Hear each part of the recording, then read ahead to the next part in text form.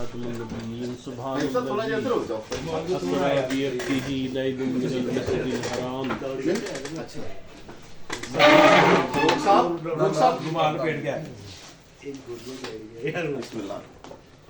معراج سیک راز محبتاں دا نہیں سی ہر ایک دی سمجھ وچ آن والا معراج سیک راز محبتاں دا نہیں سی ہر ایک دی سمجھ وچ آن والا سدیا طالب نے اتے مطلوب گیا جبریل اسی صد لے جان والا ماشاءاللہ سبحان اللہ طالب سبحان نے اللہ اتے مطلوب گیا جبریل اسی صد لے جان والا کچھ کہندے نے بنا دروازیاں تو کیویں گیا عرش تے جان والا کچھ کہندے نے بنا دروازیاں تو کیویں گیا عرش تے جان والا ابر عقل نو کی دخل ہوتے جانے جان والا یا لے جان والا سبحان اللہ سبحان اللہ سبحان اللہ ناظرین یہ ماہ مبارک شعبان المعظم ہے اس سے پہلے رجب کا مہینہ تھا اس ماہ مبارک میں اللہ رب العزت نے آقا علیہ الصلوۃ والسلام کو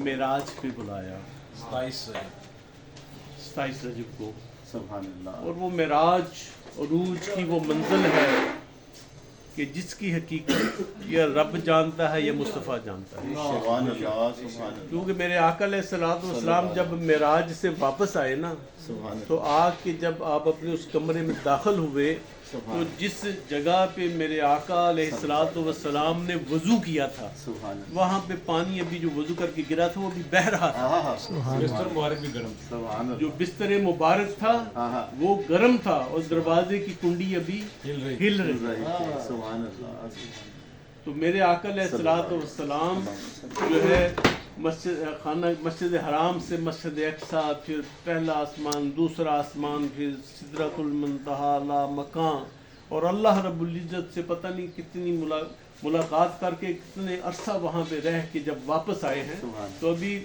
کنڈی بھی ہل رہی تھی وضو کا پانی بھی بہہ رہا تھا اور بستر بھی گرم تھا سبحان اللہ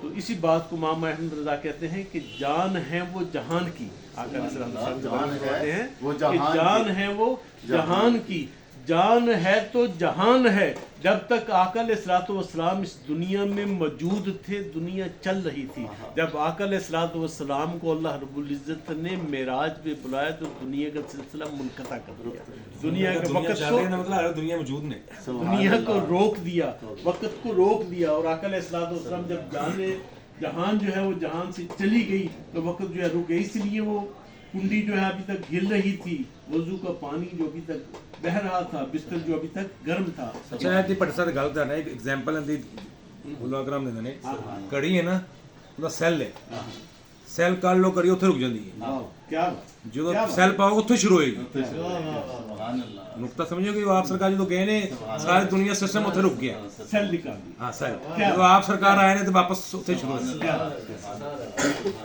آقا علیہ السلام جب اللہ رب العزت سے ملاقات کی ہے تو اس میں جو کلمات اللہ رب العزت کو آقا علیہ السلام کے درمیان ہوئے اللہ رب العزت فرماتا ہے آقا علیہ السلام فرماتے ہیں کہ التحیات للہ والصلوات والطیبات کہ اللہ رب العزت میری تمام مالی جانی بدنی باتیں سب تیرے لیے ہیں اور آگے اللہ رب العزت نے بڑا خوبصورت جواب دیا اللہ رب العزت فرمایا کہ السلام علیکہ ایھا النبی ورحمۃ اللہ وبرکاتہ کیا میرے سونے تیرے اوپر سلام بھی ہوئے درود بھی ہوئے تیرے اوپر میری رحمت بھی ہوئے میری برکت بھی ہوئے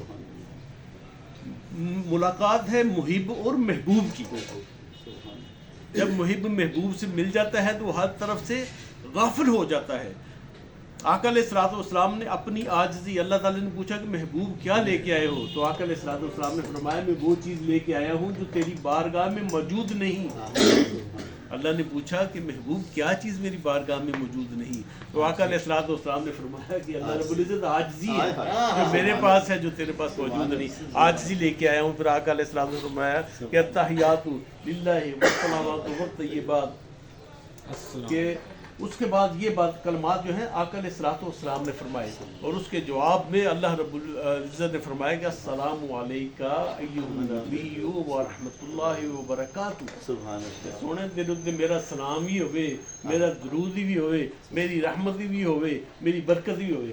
لیکن محبوب کی ملاقات میں آقا علیہ الصلوۃ والسلام نے وہاں بھی اپنی امت کو نہیں بھولا. آپ نے فرمایا السلام علینا وعلی عباد اللہ الصالحین. سبحان اللہ.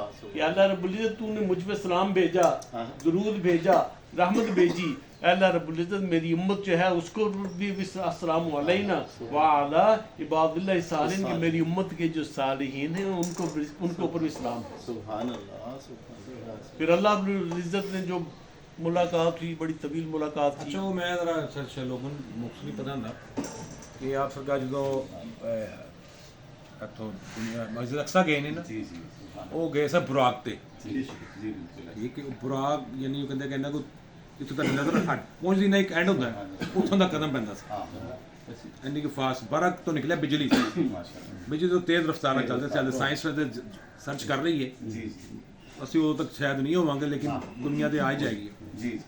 اس تو مسجد اقصی تو آپ گئے نے نا جدوں نور دی سیڑھیاں تے گئے نے پہلے آسمان, پھر 7ویں آسمان تک گئے نے فرشتیاں دے پراں تے, پھر سدرۃ المنتہا اتھوں 7ویں سدرۃ المنتہا تک گئے نے حضرت جبرائیل علیہ السلام دے پراں تے. اس تو اگے پھر حضرت جبرائیل علیہ السلام نے کہا یا رسول اللہ میں اس تو اگے نہیں جا سکتا, یہ میری آخری باؤنڈری ہے, میں اس تو اگے ایک پیر رکھیا میرے پر جل جائے, یہ میرا آخری مقام ہے. اس تو پھر اگے آپ گئے نے رف تے, وہ تک نما گا سی. اس تو پھر اس طرح ترتیب ہے جان کی. انہوں نے کہ جانا معجزہ ہے, انہوں نے واپس آنا اس تو بڑا زیادہ معجزہ ہے. رف پہ جہاں پہ بس ہو گئی, رف پہ جہاں پہ رف کی بھی بس ہو گئی, وہاں پھر اللہ رب العزت آ کر علیہ السلام کو لا مقام پہ لے گئی. اچھا ایک اور بڑے سا نقطہ ساڑھے ایسے بحث چل رہی نور و بشر دی. انہوں نے کہا جدو نبی پاک صلی اللہ علیہ وسلم مسجد اقصی تک گئے تو اے بشر دا ایک ہوتا ہے دنیا تو جانتے نا سی ساڈا پروگرام بس اتنے ادھر چلا گیا بشر ہے. جدو پہلے آسمان تک بشر, جدو پہلے آسمان تو جو اسی گئے 7ویں آسمان اتنے نور ہے, فرشتے سارے اتنے ہوندے نے, نور چل رہے ہیں.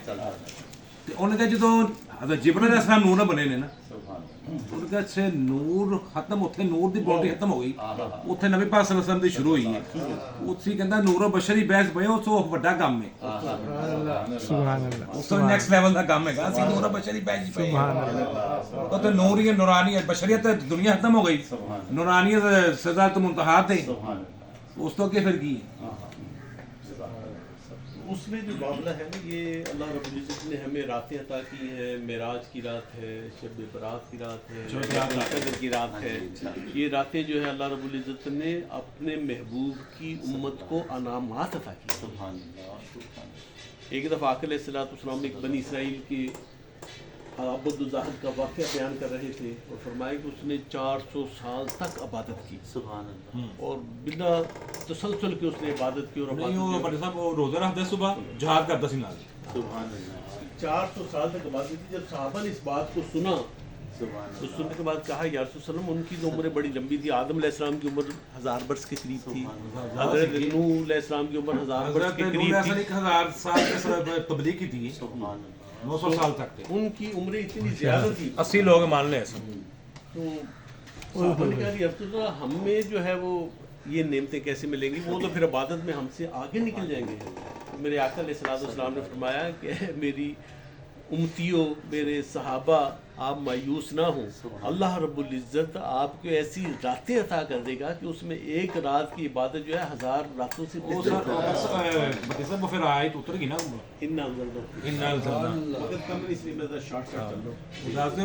30ویں رات ہے نا, وہ لیلۃ القدر کی رات اور یہ ساری راتیں. یہ شعبان کی 15ویں رات کو ایک دفعہ آقا علیہ الصلوۃ والسلام جو ہے حضرت عائشہ کے حجرے میں تھے. حضرت عائشہ کی آنکھ کھلی تو انہوں نے دیکھا کہ آقا علیہ الصلوۃ والسلام بستر پہ موجود نہیں ہے. تو حضرت عائشہ آقا علیہ الصلوۃ والسلام کو ڈھونڈنا شروع کر دیا. ڈھونڈتے ڈھونڈتے آپ جنت البقیع میں گئیں تو وہاں پہ دیکھا کہ آقا علیہ الصلوۃ والسلام جو ہے وہ موجود تھے. آقا علیہ الصلوۃ والسلام نے پوچھا عائشہ کیا بات ہے, تم کیوں مجھے ڈھونڈ رہی ہو؟ اس نے کہا کہ رسول اللہ میں نے سمجھا ہے کہ آپ شاید کسی اور ازواج مطہرات کے حجرے میں چلے گئے ہوں، اس لیے جو ہے وہ میں آپ کو ڈھونڈتی ہوئی یہاں تک چلی آئی ہوں. تو میرے آقا علیہ الصلوۃ والسلام نے فرمایا کہ اے عائشہ آج شعبان کی 15ویں رات ہے اور اس رات میں اللہ رب العزت پہلے آسمان کے اوپر جو ہے ظہور فرماتا ہے اور آ کے صدائیں بلند کرتا ہے. اور کیا صدائیں بلند کرتا ہے کہ ہے کوئی بیمار جو مجھ سے شفا طلب کرے میں اس کو شفا عطا کروں. سبحان اللہ سبحان اللہ. ہے کوئی مریض جو مجھ سے شفا طلب کرے میں اس کو شفا عطا کر دوں. ہے کوئی رزق مانگنے والا مجھ سے رزق مانگے میں اس کو رزق عطا فرما دوں. ہے کوئی مجھ سے جو ہے مغفرت و بخشش طلب کرنے والا میں اس کی مغفرت و بخشش کر دوں.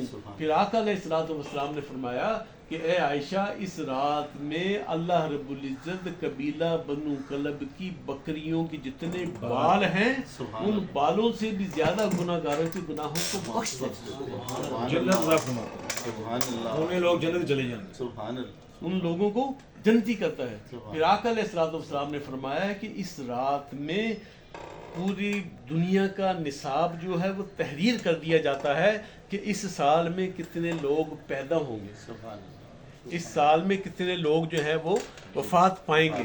اس لیے میں جو ہے اللہ رب العزت کی یاد میں, اللہ رب العزت کے فراق میں, اللہ رب العزت کی محبت میں ادھر آیا ہوں. اس سے ایک اور چیز کا جو ہے وہ ہمیں درس ملتا ہے کہ قبرستان میں اس رات میں جانا آقا علیہ الصلوۃ والسلام کی سنت ہے. تو اس لیے وہاں جا کے آخرت کو یاد کیا کرے, قبر سے عبرت حاصل کیا کرے اور اللہ رب العزت کی بارگاہ میں زیادہ سے زیادہ دعائیں مانگا کریں. اللہ رب العزت سے رزق مانگے, جن کو اولاد کی ضرورت ہو وہ اولاد کو مانگے, جن کو مغفرت کی ضرورت ہو وہ مغفرت کو مانگے. تو ہمیں ان راتوں سے جو ہے اللہ رب العزت نے مستفید فرمایا اور ان سے ہمارے درجات جو ہیں وہ بلند ہوں گے اور ہمارے گناہ جو ہیں وہ معاف ہوں گے. اب اس دوست نے بڑا خوبصورت امام حسین پاک کا ذکر کیا, مجھے سن کے بڑی خوشی ہوئی. اور وہ اہل بیت کی ہستی وہ ہستی کہ اس کے بارے میں آقا علیہ الصلوۃ والسلام نے فرمایا کہ میری اہل بیت جو ہے وہ کشتی نوح کی مانند ہے. سبحان اللہ. میری اہل بیت جو ہے وہ کشتی نوح کی مانند ہے. نوح کی مانند ہے. سبحان اللہ. حضرت نوح علیہ السلام نے جب لوگوں کو دین کی تعلیم دی, لوگوں کو دین سکھایا, اسلام کی دعوت دی, تو چند لوگ جو تھے ان کے اوپر ایمان لا کے مسلمان ہوئے اور ان کی تعداد اتنی تھی کہ ایک کشتی میں سما سکتے 80 میں ہے تیرے نے کیسے 80.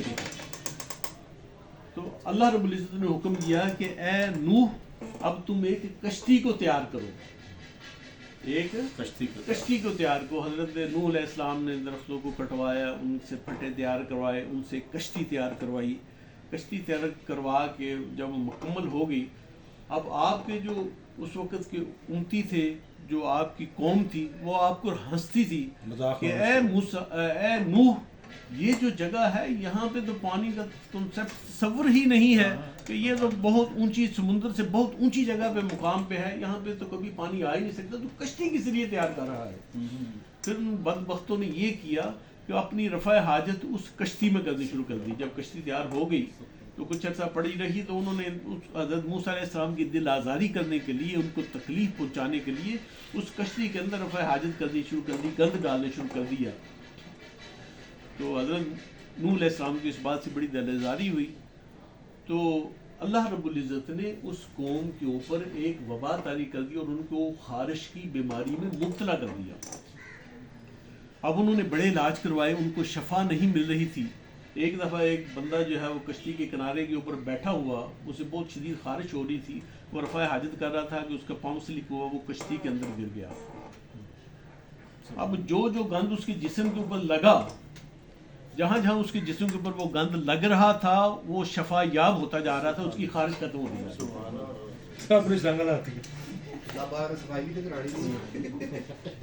تو وہ جو ہے نا اللہ رب العزت نے اس طرح سے جب شفا دی تو وہ جب باہر نکلا جا کے اس نے سارے اپنے جو علاقے کے لوگ تھے, وہاں کی جو قوم تھی, ان کو بتایا کہ میں تو اس کشتی میں غلطی سے گر گیا تھا, میرے جسم کے اوپر جو ہے وہ جہاں جہاں پہ وہ گند لگا وہ ساری خارش ٹھیک ہو گئی.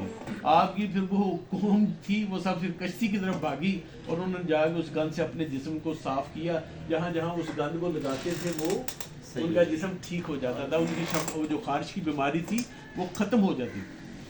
اب وہ کشتی بالکل صاف ہو گئی. پھر اللہ رب العزت نے جب ان کے اوپر پانی کا عذاب نازل کیا ہے نا تو پانی کنویں میں وہ جو ان کے تندور تھے نا ان تندوروں میں سے نکلا ہے, چولہوں میں سے پانی نکلا اور اتنا شدید پانی تھا کہ اس نے جو ہے نا پہاڑوں تک کو ڈبو دیا.